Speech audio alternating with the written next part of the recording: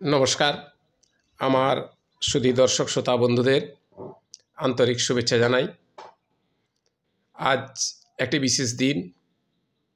আজ ২৬শে জানুয়ারি। আজ ২৬শে জানুয়ারি শুধু বিশেষ দিন নয়, আজকে ২৬শে জানুয়ারি যেদিন থেকে প্রথম ২৬শে জানুয়ারি তৈরি শুরু হয়েছিল, সেই দিনটা ছিল সেই ১৯৩০ সালে ২৬শে জানুয়ারি রবিবার। আর আজ ২০২৫ সালে ২৬শে জানুয়ারিও রবিবার। তো এটি আমার কাছে একটি খুব বৃহৎ একটি দিন হিসাবে আমার মনে হয়েছে। তো ২৬শে জানুয়ারিটাকে আমাদের ভারতবর্ষের প্রত্যেক জনগণ প্রত্যেকেই কেউ প্রজাতন্ত্র দিবস হিসাবে বলেন, কেউ হিন্দিতে যেমন বলেন লোকতন্ত্র দিবস, কেউ বলেন গণতন্ত্র দিবস, কেউ বলেন সাধারণতন্ত্র দিবস। অ্যাকচুয়ালি এই ২৬শে জানুয়ারিটা কি, এটার ইতিহাসটা কি, এটা আমাদের একটু জানার দরকার আছে। তো এই ২৬শে জানুয়ারির ইতিহাস বলতে গেলে প্রথম যেতে হবে আমাদেরকে মোটামুটি একটা প্রথম বিশ্বযুদ্ধের কাছাকাছি সময়কাল থেকে। আপনারা জানেন যে প্রথম বিশ্বযুদ্ধের সময়কালে ভারতীয় রাজনীতিবিদরা ইংরেজদেরকে সহায়তা করেছিলেন, কারণ ইংরেজরা তার কাছে সেই খুঁড়োর কল তৈরি করে দিয়েছিলেন। খুঁড়োর কলটা আপনারা সবাই জানেন, যে সামনে খাওয়ার, যেটা আমরা কোনোদিনই খেতে পারবো না, কিন্তু সেই খাবারের গন্ধে আমরা ছুটতে থাকব, আমরা মাইলের পর মাইল হেঁটে যাব। সেই খুঁড়োর কলে আটকা পড়ে আমাদের ভারতীয় রাজনীতিবিদরা তথা তদানীন্তন মহাত্মা গান্ধী থেকে মতিলাল নেহেরু থেকে এবং জওহরলাল নেহেরু পর্যন্ত, ইভেন সুভাষচন্দ্র বসুও তখন মত প্রকাশ করেছিলেন যে এভাবেও হয়তো আমরা স্বাধীনতা পেতে পারি। তো সেই স্বাধীনতার লক্ষ্যে প্রথম বিশ্বযুদ্ধে ইংরেজদের সহায়তা করেছিল ভারতীয় সৈন্যবাহিনী। ভারতীয় সৈন্যবাহিনী কিন্তু প্রচুর পরিমাণে হত্যা হয়েছে সেই মুহূর্তে। প্রথম বিশ্বযুদ্ধের কালে প্রচুর সৈন্য সামন্ত জার্মানির কাছে আত্মসমর্পণ করেছেন, প্রচুর সৈন্য সামন্ত জাপানের কাছেও আত্মসমর্পণ করেছেন। এই যারা আত্মসমর্পণ করেছিলেন তাদেরকে নিয়ে পরবর্তীকালে আজাদ হিন্দ ফৌজ গঠন করা হয়েছিল। রাসবিহারী বসুর নেতৃত্বে জাপানি ফৌজ গঠন করা হয়েছিল, আপনারা জানেন। যাই হোক, আমি আসবো আজকে ২৬শে জানুয়ারির ইতিহাস। তো প্রথম বিশ্বযুদ্ধের শেষে যখন কোনো কিছুই হচ্ছে না, তখন কংগ্রেস সরকার দাবি করতে থাকে যে আমাদেরকে ইন্ডিপেন্ডেন্স দিতে হবে। তো তখন মন্টেগু ছিলেন ভারত বিষয়ক মন্ত্রী এবং চেমসফোর্ড ছিলেন ভারতের ভাইসরয়। এই দুজনে মিলে একটি রিফর্মস রিপোর্ট তৈরি করেন, যা মন্টেগু-চেমসফোর্ড রিপোর্ট নামে পরিচিত। এই মন্টেগু-চেমসফোর্ড রিপোর্টে লক্ষ্য করা যায় যে সেই পুরাতন, মানে মন্টেগু-চেমসফোর্ড রিপোর্টটা ছিল মানে ঠিক ওই নতুন বোতলে পুরাতন মদ, নতুন মোড়কে পুরাতন মদ, পুরাতন বস্তু, এইরকম একটা ব্যাপার ছিল। মানে সেই মনে করুন সেই দ্বৈত শাসনের মতো। মন্টেগু-চেমসফোর্ড যে রিপোর্ট দিল তাতে বলা হলো যে ব্রিটিশ শাসকের নিয়ন্ত্রণাধীনে কী কী থাকবে: আইন শৃঙ্খলা, রাজস্ব এবং প্রতিরক্ষা। তা আইনটা কারা দেখবেন? ব্রিটিশ সরকার। রাজস্বটা কারা আদায় করবেন? ব্রিটিশ সরকার। আর প্রতিরক্ষাটা কারা দেখবেন? ব্রিটিশ সরকার।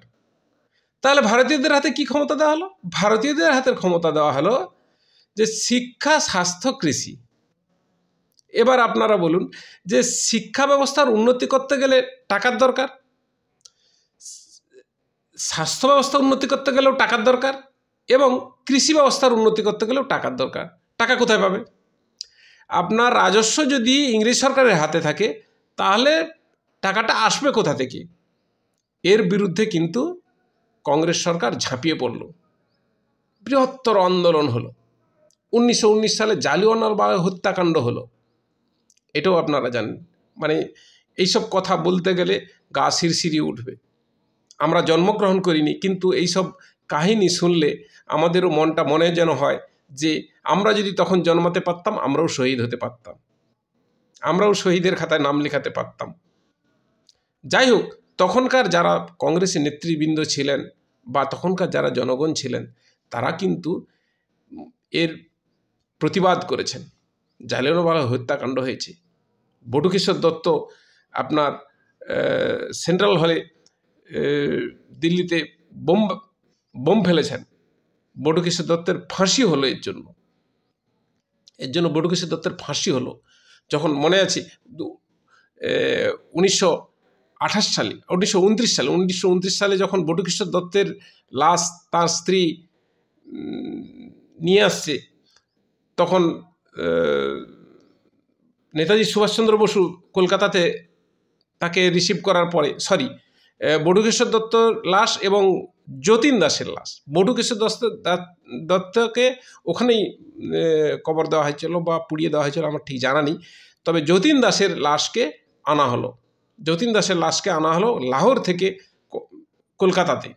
তখনই নেতাজি সুভাষচন্দ্র বসু বলেছিলেন যে এর পরের কংগ্রেসের অধিবেশনটা লাহোরেই আমরা করব। তো যাই হোক, এরপরে আবার এই প্রতিবাদে যখন হচ্ছে, তখন ওরা ব্রিটিশ সরকার কি করলো, যে আরেকটা কমিশন তৈরি করলো, সাইমন কমিশন যখন ভারতে এলো, তখন দেখা গেল যে সাইমন কমিশনে রিফর্মসের জন্য, ইন্ডিয়ান কনস্টিটিউশনসি রিফর্মসের জন্য কোনো ব্যবস্থা নেই।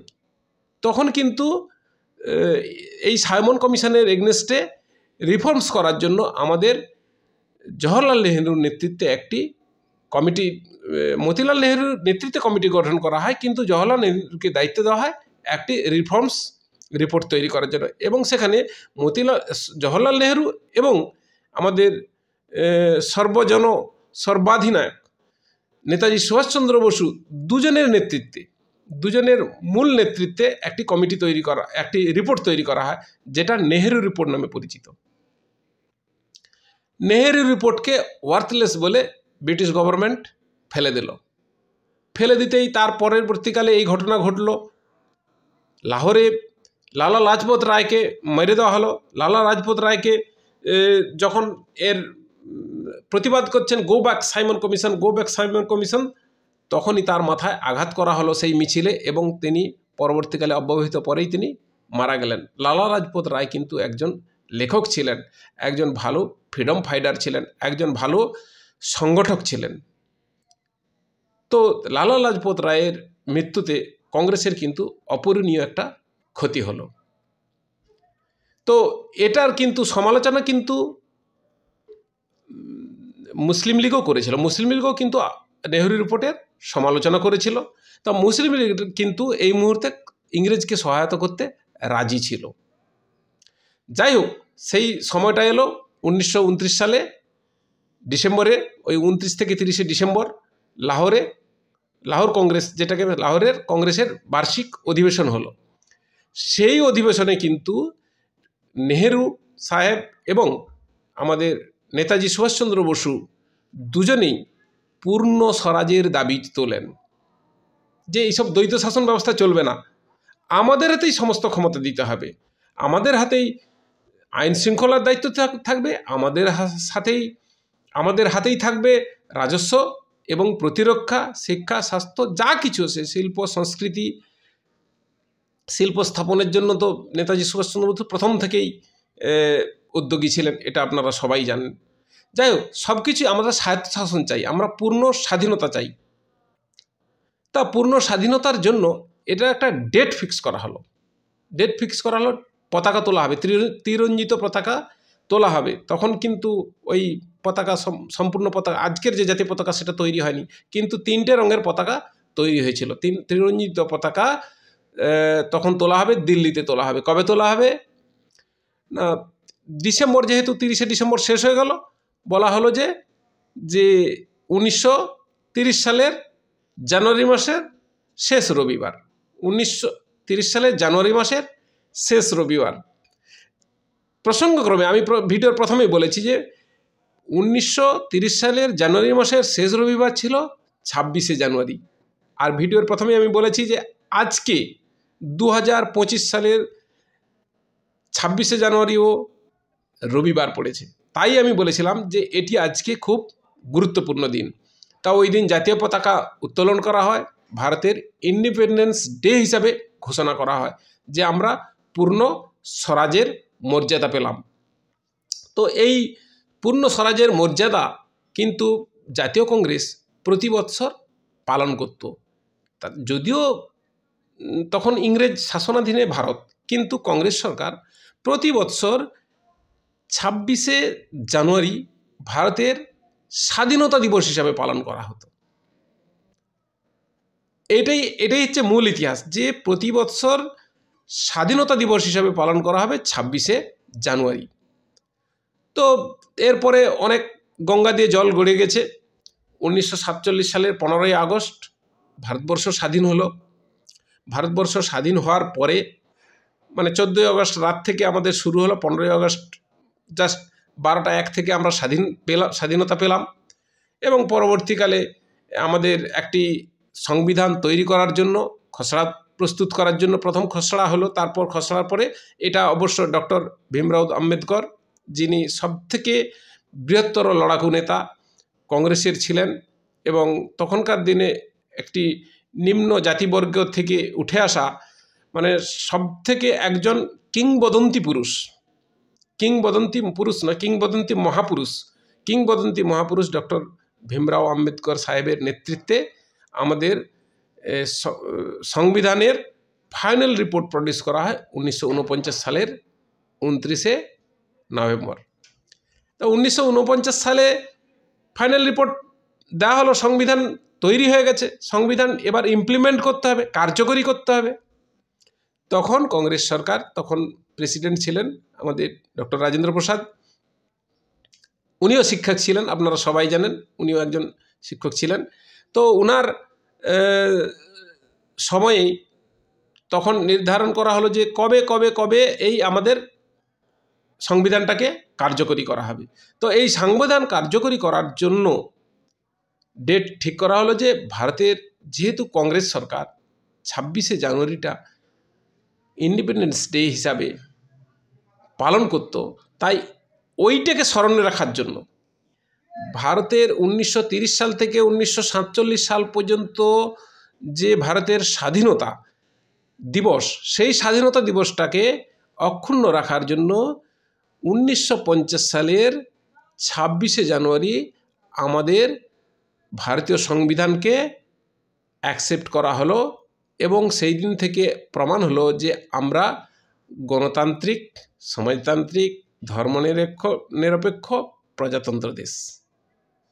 তো এখানে একটা খিচুড়ির মতো একটা প্রিএম্বেল করে দেওয়া হয়েছিল, তবে আমি জানি না, আমাদের কিন্তু ডেমোক্রেসি সিস্টেম চলে। রিপাবলিক ভাষাটা যেমন অন্যরকম, কিন্তু আমাদের বাংলা ভাষাতে দুটোই প্রায় অর্থ কাছাকাছি। যদিও কমিউনিস্টরা, এইখানে আমি একটা বলে রাখি, কমিউনিস্টরা কিন্তু ডেমোক্রেসিতে বিশ্বাস করে না। কমিউনিস্টরা ডেমোক্রেসিতে বিশ্বাস করে না। আপনারা জানেন যে 1917 থেকে 91 রাশিয়াতে কোনো ভোট হয়নি। আর ডেমোক্রেসির মূল অর্থ ছিল কিন্তু আপনার ভোট করতে হবে, ফ্রি অ্যান্ড ফেয়ার ইলেকশন। ডেমোক্রেসিতে মূল অর্থ হচ্ছে free and fair election, majority rules with minority rights, তাছাড়া অ্যাকাউন্টেবিলিটি, ফ্রিডম অ্যান্ড এক্সপ্রেশন ইত্যাদি অনেকগুলো পয়েন্ট আছে ডেমোক্রেসি রক্ষার জন্য। তা কমিউনিস্টরা কিন্তু এটা বিশ্বাস করে না। ইভেন এখনও যে কমিউনিস্ট আছে চীন কিন্তু এখন উন্নত দেশ, কিন্তু চীনেও কোনো নির্বাচন হয় না। সেখানে পার্টির মধ্যে যে ইন্টারনাল নির্বাচন হয়, পার্টির যিনি সর্বোচ্চ ক্ষমতার অধিকারী তিনি প্রেসিডেন্ট নির্বাচিত হবেন। বুঝতেই পারছেন আপনারা যে কমিউনিস্টদের মধ্যে নির্বাচনের কোনো নাম গন্ধ নেই।